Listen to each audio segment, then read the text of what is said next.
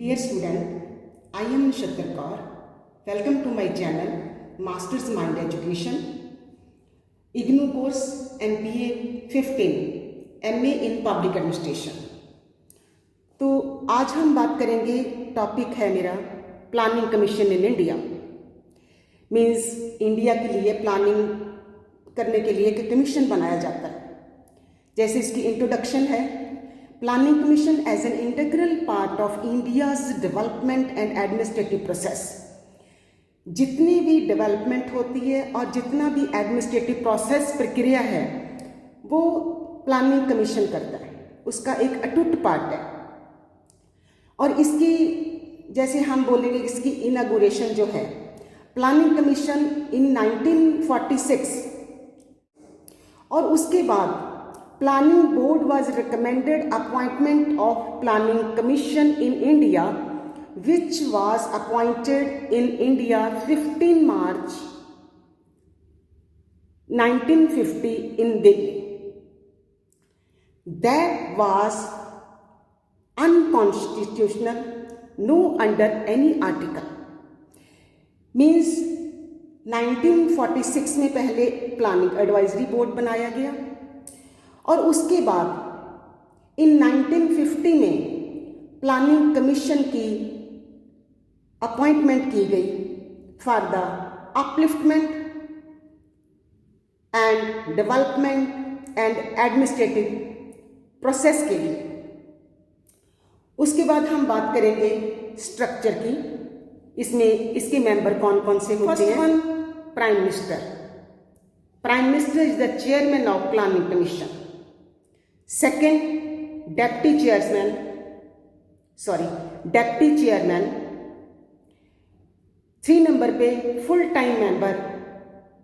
And 4, eminent public person like administrators, economist and technical expert.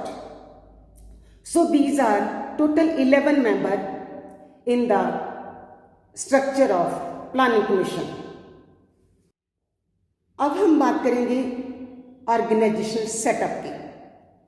सबसे पहले chairman prime minister, उसके under deputy chairman, और फिर इसकी 4 ब्रांचेस हैं। फर्स्ट में minister member part time and other member, उनके अंडर सम चीफ एडवाइजर, और उसके बाद सेक्रेटरी जैसे डायग्राम में दिखाया गया है, और last one ministry of state for development and planning. अब हम बात करेंगे कि प्लानिंग कमीशन के फंक्शन क्या है, क्या क्या काम करता है। Economic advisory body for India. Economy को कैसे प्रॉपर यूटिलाइज करना है इंडिया को बल्कि बताते हैं। और उसके बाद financial development for the upliftment of the country. Financial को कैसे डेवलप करना है, कौन से सोर्स होने चाहिए फाइनेंशियल को इंक्रीज करने के लिए कंट्री की।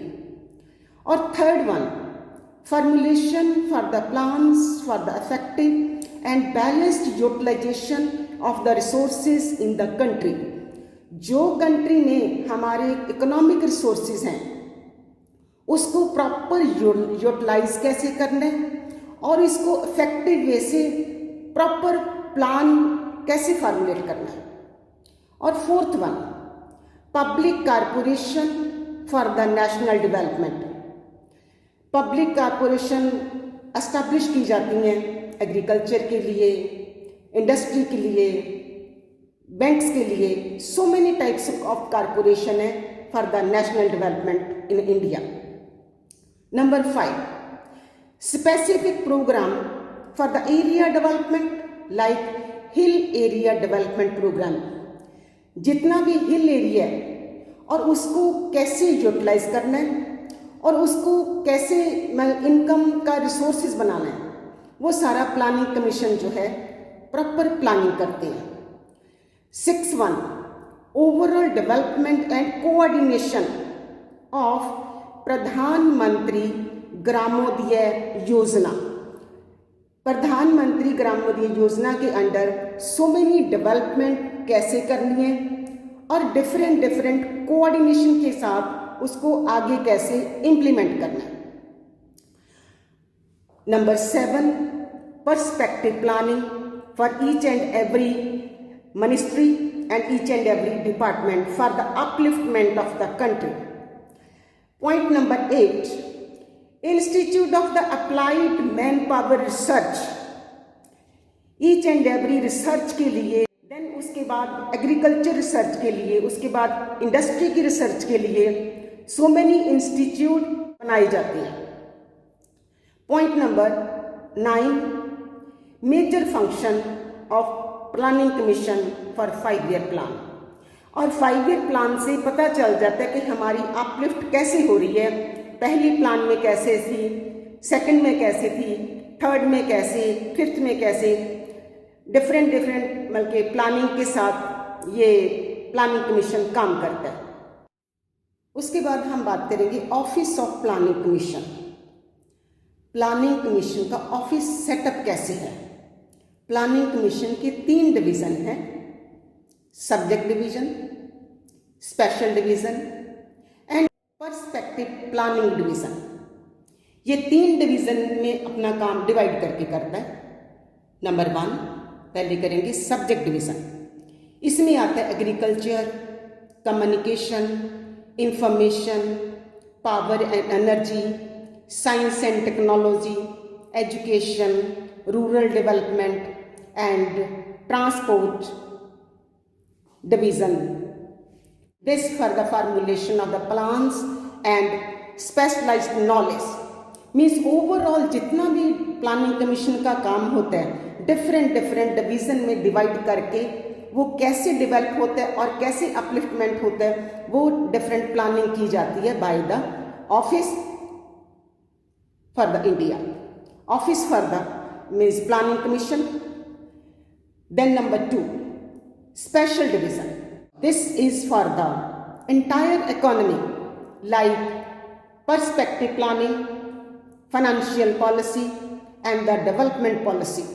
Special division में आता है कि financial policy कैसे बनानी है और उसको development कैसे करना है, different agriculture, different transport, industries, then information and technology, education को कैसे डेवलपमेंट पॉलिसीज बनानी है, देन पर्सपेक्टिव पॉलिसीज प्लानिंग करनी है। उसके बाद लास्ट वन आता है PPD, perspective planning division. This division play important role in the overall integration for the micro economic form. Micro mean big level पे जितनी भी इकोनॉमिक फॉर्म्स हैं वर्क कैसे करेंगे, उसको अपलिफ्ट कैसे करना है और उनको इम्प्लीमेंट कैसे करना है as a part of its regular activities. So आज लिए इतना ही। Thank you student.